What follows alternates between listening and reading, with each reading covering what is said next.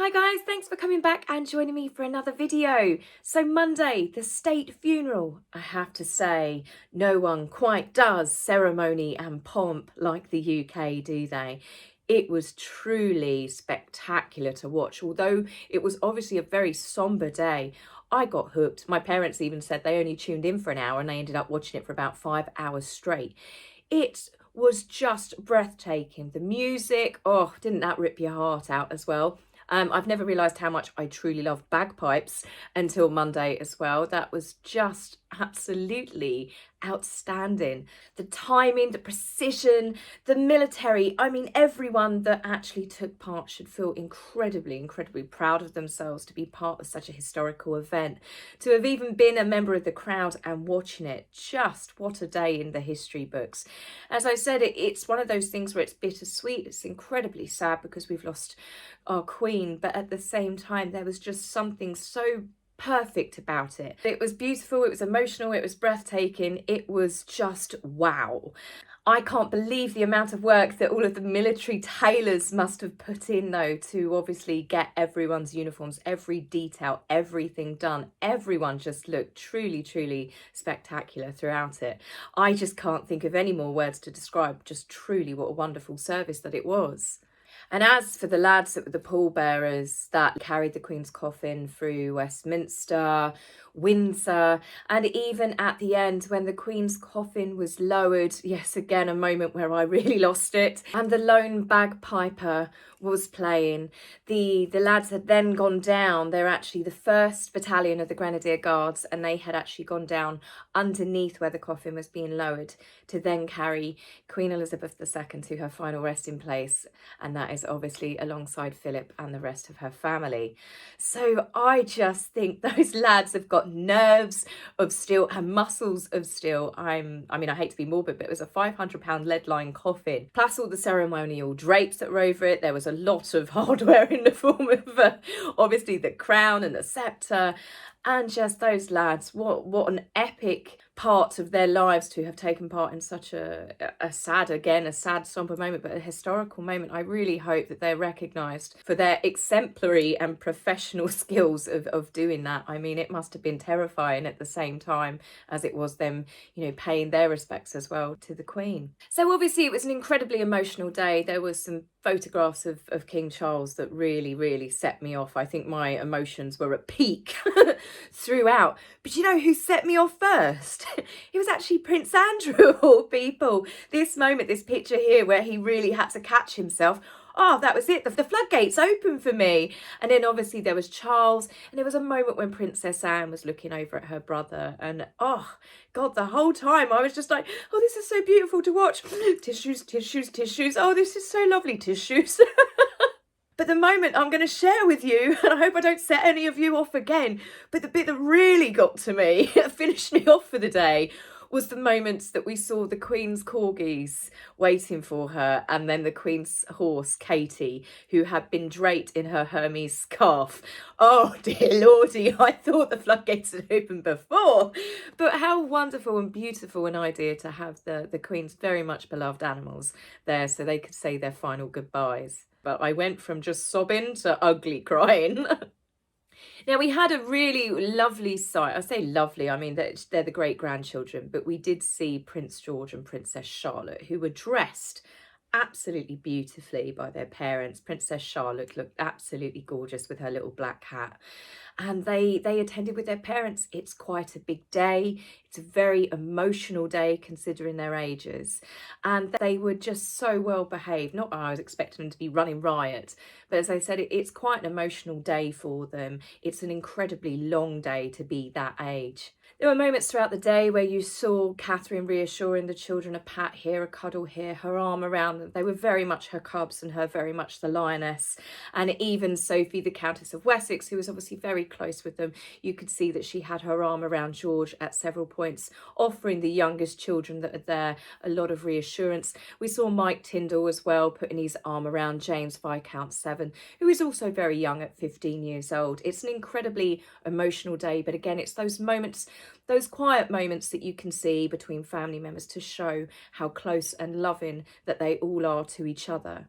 Now, I know obviously this is a sombre event, but I've got to talk about the Princess of Wales. Wow, just wow. Some of the most iconic pictures have been taken of her since the Queen's passing. And as I said, I know it's terrible circumstances, but some of these photographs are just truly out of this world. You could tell by the looks across Princess Catherine's face and Sophie, the Countess of Wessex. She had set me off a few times. You know, this is an incredibly hard day for all of them. But I suppose they've had their moments as well. The Queen passed on the 8th of September and they have had their times to grieve quietly and privately as a family as well. But to be in this sort of emotional state and to be on display and show, I just think they all held themselves together, including the children, unbelievably well. As I said, you could see there was a lot of support between family members. A lot of them, you know, were hugging each other and touching each other's hands and just supporting each other as a family network would do at such an emotional event. It definitely blows apart a lot of the stories and misconceptions about the royal family, how stuffy they are,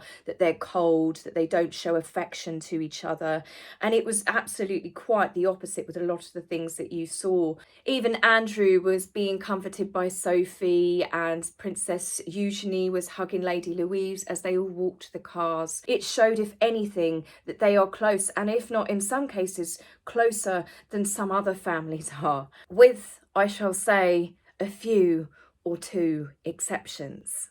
While stories of unity and forgiveness were initially bandied around when William and Catherine, the Prince and Princess of Wales, agreed to do a walk around with Harry and Meghan, it angered a lot of people because people thought that they were being forgiven for everything that they did. But as it turned out, and I said in a previous video, reports came out that Harry and Meghan had intended to do their own with an American TV network actually filming it. So I don't know how much of it is true and how much of it was just a show of unity, or it was trying to stop Harry and Meghan from making everything about them. Yet, as I will tell you and talk to you about in tomorrow's video, they have been playing some games throughout, even since the Queen passed away, sadly, which did ensure that a lot of headlines were on them. So I can imagine that the royal family were finding that hard to deal with on top of dealing with all of their grief. Now, what was definitely clear was the Princess of Wales, throughout the walkabout, throughout Westminster service, throughout the Windsor service, Catherine did not make eye contact with Meghan. And I can't blame her. I really can't, because no matter what you think of what went on, Meghan still went on TV with Harry and slagged her off to an American audience, to worldwide. Whether you've had an argument in your family or not, for Meghan to have done that, for a big paycheck, for talking on Oprah, to throw mud at the royal family in between calling them racist, they were the reason why she near enough killed herself and her unborn child, that they locked her in the tower, all of the various things that she said. And as Tom Bower's book has proved further, that she was actually not just unkind to Catherine, but to Prince William and Catherine's 3-year-old daughter, her 3-year-old niece. Meghan is completely lucky that she was even allowed to attend at all, bearing in mind that the Queen was reported to have said, thank goodness Meghan isn't coming to Prince Philip's memorial. So I can imagine there were a lot of people there that were probably irritated the fact that Harry and Meghan just happened to be in the country at the time. I watched a lot of the service, and you definitely saw a shift with Sophie and Catherine when the young prince and princess were with them. Sophie and Catherine, like joint lionesses, were protecting the children. They had their arms around them, they kept them between them, they kept them centred. And I will go as far to say that they did genuinely almost put a barrier between those children and Harry and Meghan. The one exception to this was in St George's Chapel in Windsor, and that was when Princess Charlotte was sat next to her uncle Prince Harry. It's very clearly obvious that the family do not FaceTime them regularly, and the few short times that I did actually see Charlotte when she looked at Harry, or indeed Meghan, she looked away quite quickly and edged closer over to her mother. At one point in the church, Harry, I don't know why he's pulling his face, he seems to be scowling, but you can see Charlotte, if she gets any closer, she would have jumped up, I think, on Princess of Wales' lap had she been any younger. There was another moment outside the church where Charlotte turned around and Meghan caught her eye and looked at her, and Charlotte just turns back so quickly. Children sense things, children know, whether it is just a simple case of they don't know them because they're complete strangers. And if Meghan was truly as nasty to Princess Charlotte as what people believe, children may not remember conversations, but they can certainly remember how people made them feel. Now, one thing that I did definitely see as far as body language goes is Harry throughout the entire duration, no matter where he was, whether he was walking behind a coffin, when he was on the walkabout, Harry just constantly had a face which for me just looked angry. It looked resentful. I hope regretful, I truly do, for the hurt that he caused his grandmother and how it's too late. I mean, the amount of pain and stress he caused her in her final years. I hope that really sinks home with him. But given Harry's victim mentality that he has adopted since he met his wife, I'm sure that the most of the pained faces that we saw Harry where people were saying that Harry was grief-stricken is more than likely him thinking how he's been aggrieved, which I will talk about in tomorrow's video. But it would also seem that various members of the royal family are not as forgiving as the media or their PR are trying to paint. At Westminster Hall, where the Queen was lying in state, I saw several members of the family shooting Harry and Meghan somewhat of an evil eye. Poor Sophie had been in the car with Meghan a couple of times. It was like she drew the short straw, but I think that Sophie was picked because Meghan's not going to get in a car with Catherine and William. And obviously then the Queen's children, the Princess Royal, Prince Edward, Prince Andrew, and then King Charles, they all had their own separate things to do, obviously, as part of the ceremony. So Sophie kind of drew the short straw. So I bet that car journey was pretty frosty. Now, we saw Princess Beatrice and Zara Tindall inside the Westminster Hall, and they both seemed to be staring in Harry and Meghan's direction. Perhaps they spotted the fact that Meghan was again smirking behind Catherine. Doesn't she remind you of someone? Yep, it's that same kind of duper's delight. Maybe she was being glared at and maybe she was being smug. I really have no idea what on earth Meghan was doing here, but she certainly wasn't putting on her best acting sad face. No, that was saved for the grand finale.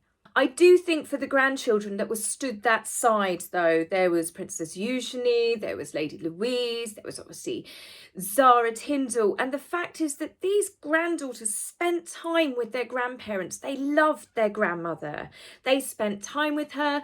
I mean, Princess Beatrice, Eugenie, and Zara Tindall, they've all had children which the Queen has spent time with and she got to meet. But here was Meghan standing with the senior royals, smirking behind Catherine, and she got to pay her respects by doing the deepest curtsy that she's ever done before they did. And it must really churn a lot of their stomachs to know everything that Meghan did, even up till 2 weeks ago with the podcast attacks with the Cut magazine. It's not like it was Oprah and this has been the fallout since. They have continued to attack the Queen and the monarchy. And I think that even their final bridges have been burnt with that family. And in one shot, I'll go as far to say that Mike Tyndall looked like he was going to rugby tackle them or beat them to death with the order of service. His face throughout was not happy. We know that he was annoyed with them, with the dramas that they caused at the Queen's Jubilee, the fact that they used their children, Mike and Zara's children, to get their shots in the newspapers.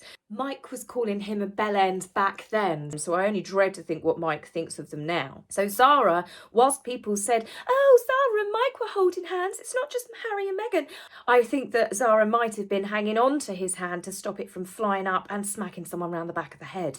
Now, much has been said about the hand holding. I disagree with it, and I'm just going to say this now. I disagree with it because they were stood in procession in front of the Queen's coffin to pay their final respects and go up, and Meghan did the deepest curtsy she's ever done in her life, showing more respect to the Queen after the Queen's death than what she ever did while the Queen was alive. And that just goes to show to me that it's not genuine. It's not. It's fake. But they could have held hands as they left, which Zara and Mike did, for whichever reason that was. But it was the fact that it was the procession of the senior royals, and there's do's and don'ts. And I just still feel it's Meghan's still another 2 fingers up to everything the royal family stands for. But aside from Mike, there was one other person who was quickly becoming everyone's favourite royal, and that is the Countess of Wessex, Sophie. She is definitely not putting up with any more crap from Meghan, that's for sure. There were several points in the service at Westminster Hall There have been points when they have shared a car together, you could cut the air with a knife. Even on the final car ride, which was to Windsor, there was a moment where Meghan just looks haughty. She looks so stuck up, enjoying all the public attention, even though that the attention was not for her. Perhaps Sophie caught Meghan posing outside the church. Either way, for whatever the reasons are, Sophie made it very clear that she is not happy with Meghan and she sees through all of her games.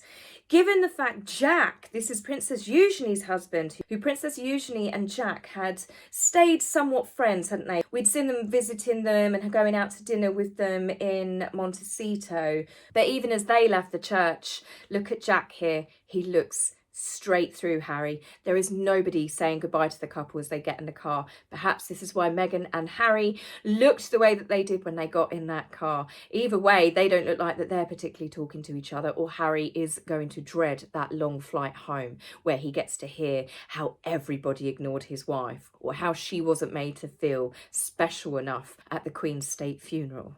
So whilst people think that the royal family have played it incredibly nice, what they have done is played a very, very clever hand here, because if Harry and Meghan now go back and resume their attacks on the royal family, it's going to turn even more people against them, because they were shown an absolute unbelievable amount of grace considering everything that they've done.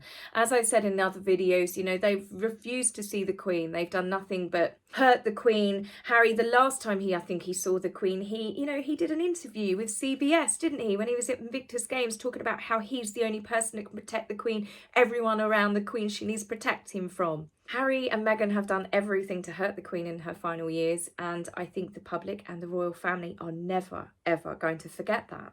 You can see the grief and the pain etched across their faces throughout the last week. You can see it throughout the different services. You can see the tiredness behind their eyes, even though they are wearing these beautiful hats. But isn't it funny how the wide-brimmed hat that has spent most of the day working in unison with a candle, which I think should be awarded by the UK public for its services, had managed to keep Meghan's face and her eyes hidden until the moment when the service was over and she was stood outside on the steps. The hat tipped up, the incredibly dark eye makeup, which, let's be honest, ladies and gents, you wear dark eye makeup because you want people to look at your eyes. Meghan was stood there and she had the one single solitary tear in clear view of all of the film crews, the photographers, the public. No one cried quite as perfectly as Meghan in that one moment. Her dark eye makeup perfectly intact, which is, you know, surprising really, considering how much she had on, that she didn't have black tears weeping down her face like a panda like most of us would had. But Meghan had that single perfect solitary tear on her left eye, even taking the time so her black gloved hand, her finger pointed to the single tear, just in case a photographer with a long-range lens might have missed the moment. And all I can say and end the video on with this one, guys, is Meghan, one tear, left eye, go. Now make yourself cry. Yeah. Oh, I can do that so well. Oh my God, it's crazy. You're like, Meghan, one tear, left eye, go. Give me 3 seconds.